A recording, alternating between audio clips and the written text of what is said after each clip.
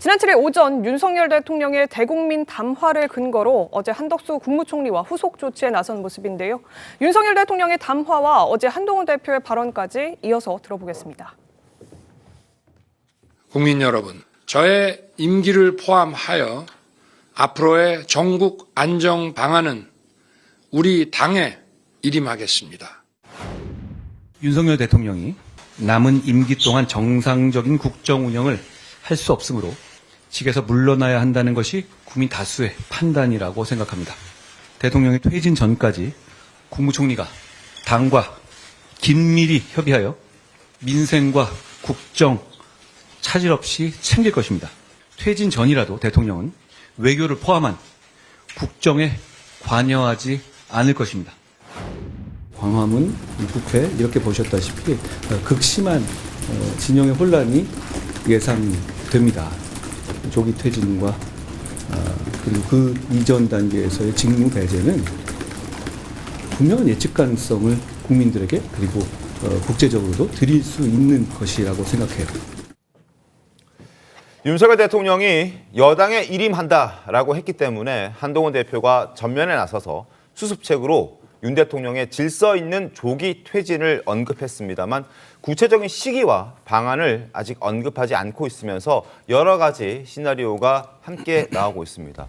자, 여러 가지 시나리오들이 있는데 첫 번째 윤석열 대통령 이선 후퇴 이거는 본인이 직접 언급을 했고 비상 거국 내각을 구성하는 것 그리고 4년 중임제로 대통령 임기 단축을 하는 개헌을 추진하다 이런 얘기들도 나오고 있습니다. 가장 빠른 건 대통령의 하야인데 이 부분에 대해서는 어떻게 될지 평가가 좀 엇갈리고 있고요.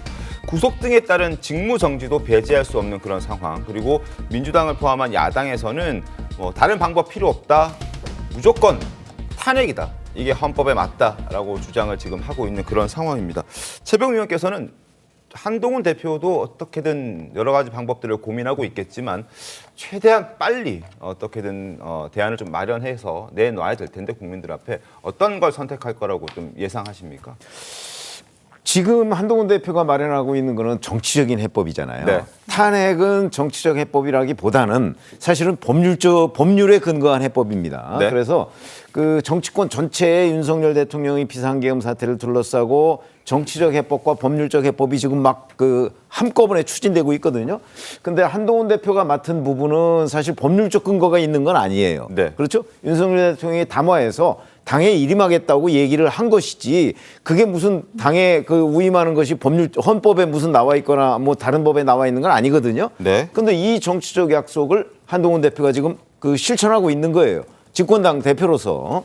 그렇기 때문에 제가 보건대는 야당은 즉각적인 탄핵을 얘기하지만 네. 한동훈 대표가 저 정치적 해법을 마련하는 동안 윤석열 대통령은 대통령으로서의 권한을 정지된 게 아니고 네. 자제하는 거죠. 저는 그런 차원에서 한동훈 대표의 정치적 해법이 만약에 성공하면 이재명 대표도 이제 동의할 것이고 그렇지 않다면 아마 이재명 대표가 얘기하는 탄핵으로 결국 궁극적으로는 갈 수밖에 없는 것 아니냐 이렇게 생각합니다.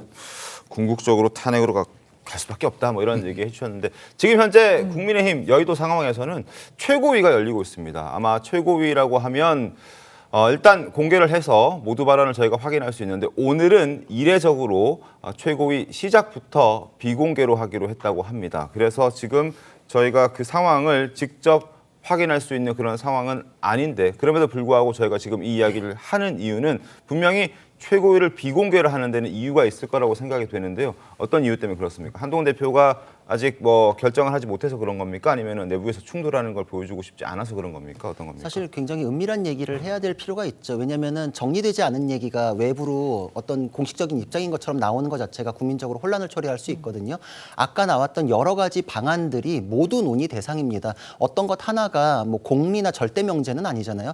상황에 맞게 선택하는 것이 정치의 영역이기 때문에 그 중에서 국민적인 공감대를 얻고 국민적인 공감대를 얻으면 민주당도 따라올 수밖에 없는 이제 그런 상황에 맞는 해법을 찾는 것이다. 그리고 지금 질서 있는 퇴진에 대해서도 시점을 어느 정도는 이제 명시할 때가 되어 가고 있기 때문에 그거에 대한 정리. 왜냐하면 시점을 못 박았는데 그거를 또 바꾸는 것 자체는 또 말을 뒤집는 것처럼 보일 수 있거든요. 근데 이거는 수사가 진행되고 있습니다. 근데 제가 보기에는 한 달 이상 끌 수사는 아니거든요. 네. 그 한 달 이 수사를 보면은 사실 퇴진에 대해서도 시점을 못 박을 수 있는 가능성이 생겨요. 그리고 그것이 민주당에서는 탄핵밖엔 답이 없다라고 하는데 지금 일단 직무 정지 상태하고 준하는 상태가 되었기 때문에 탄핵 소추에 의한 효과가 일단 정치적으로 발생을 했습니다. 네. 그리고 탄핵 소추가 됐을 때 직무 대행자는 총리예요.